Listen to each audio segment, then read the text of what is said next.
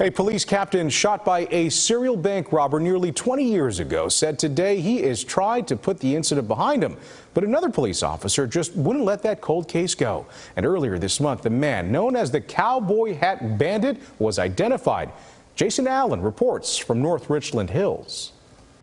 The officer who was shot and the detective who tracked down the shooter talked about how they solved this case today, really, in their words, against all odds. Consider what they found after all this time. First, the suspect, Mark Long. They had his DNA for years, a bloody glove left at one of the bank robbery scenes, but they didn't know it was his until someone in December submitted their DNA to a genealogical database, and it led investigators to Long. With that information, they found the red Jeep that they knew their suspect was driving that day. They found bullet damage on it from where Officer Jeff Garner had returned fire toward the suspect. They searched Long's home and they found he still had the gun that was used in the crime. And Garner said today he'd always hoped he might get answers about who shot him, but he was also realistic about it. And I'll be honest, I was doing my best to put this incident behind me.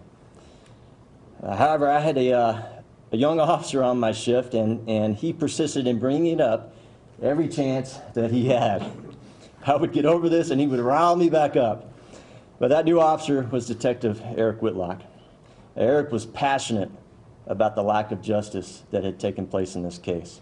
Whitlock, who is not a cold case investigator, said he picked up and worked this case because he was bothered by not seeing justice done. Before police could arrest Long this week, he jumped to his death from a cell phone tower in Oklahoma. Investigators said today they don't believe he ever told any of his family, any of his closest friends about these robberies that he was involved in all those years ago. In North Richland Hills, Jason Allen, CBS 11 News.